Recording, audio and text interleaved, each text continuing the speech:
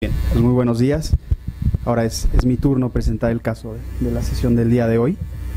Voy a presentar a una paciente femenina de 26 años, sin antecedentes serofamiliares y personales patológicos de importancia para el caso.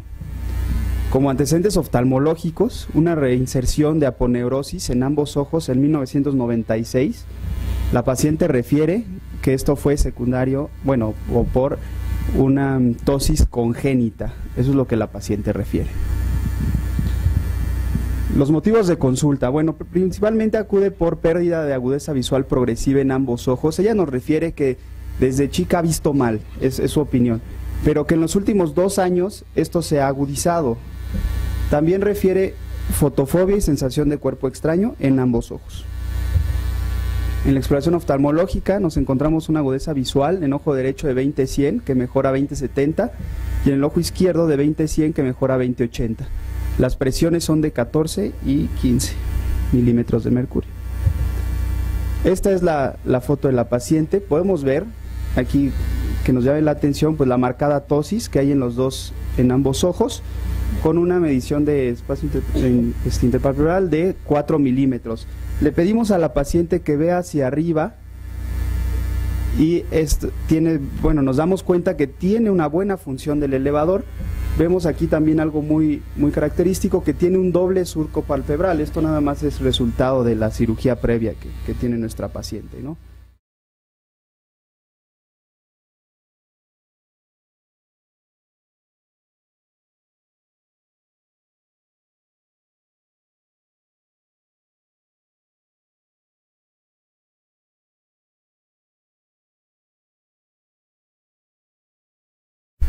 Le tomamos un OCT del segmento anterior con el visante que tenemos en córnea, donde podemos ver aquí muy claramente hasta dónde llega el iris. Esta es la porción de iris con la que cuenta nuestra paciente.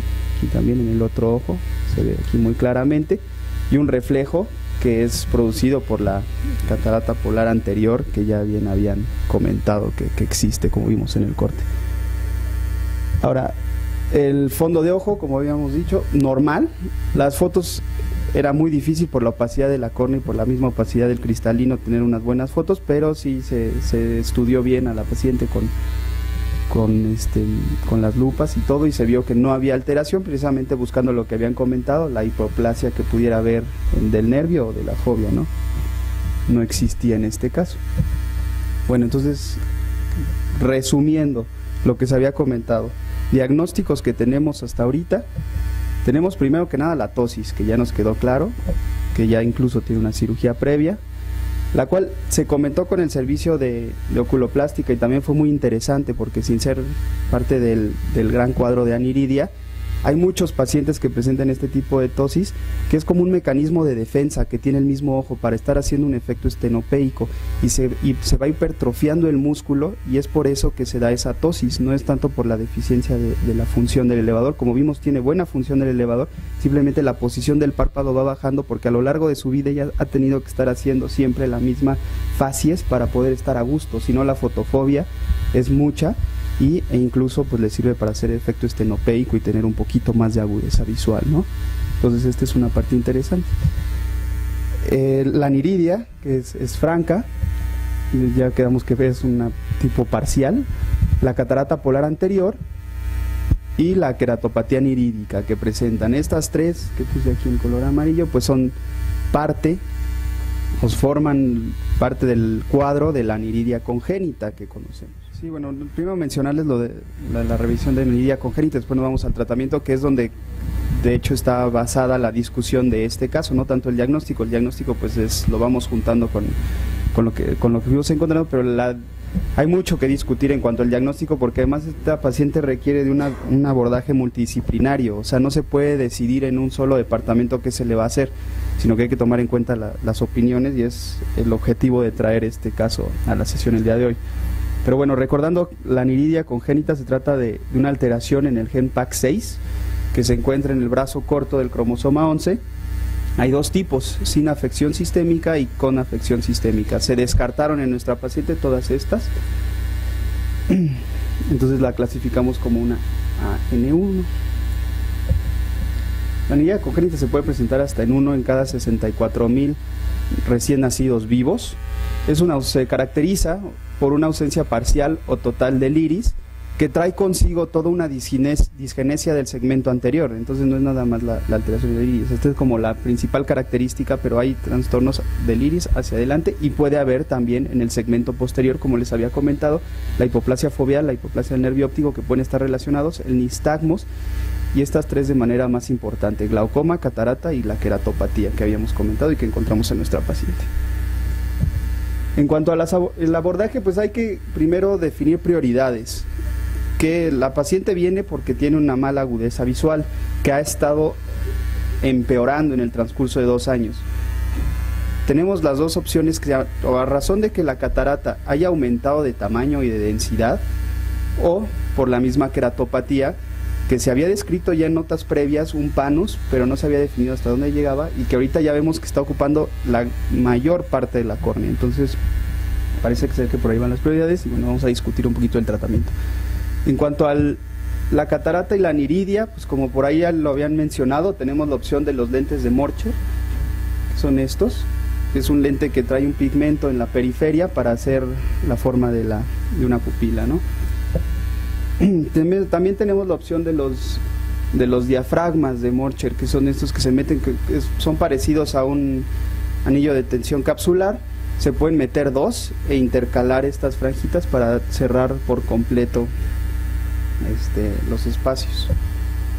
No sé si el segmento tenga una opinión en cuanto a la colocación de estos lentes, si hay alguna experiencia aquí en el hospital. ¿No? Bueno, no hay experiencia. El glaucoma que les comentaba aquí es muy importante porque sí se revisó ya bastante de la literatura. El glaucoma, como les mencionaba, es una migración anterior de los remanentes del iris, que nos van a dar un bloqueo del ángulo, ¿no? Un cierre, perdón, del ángulo.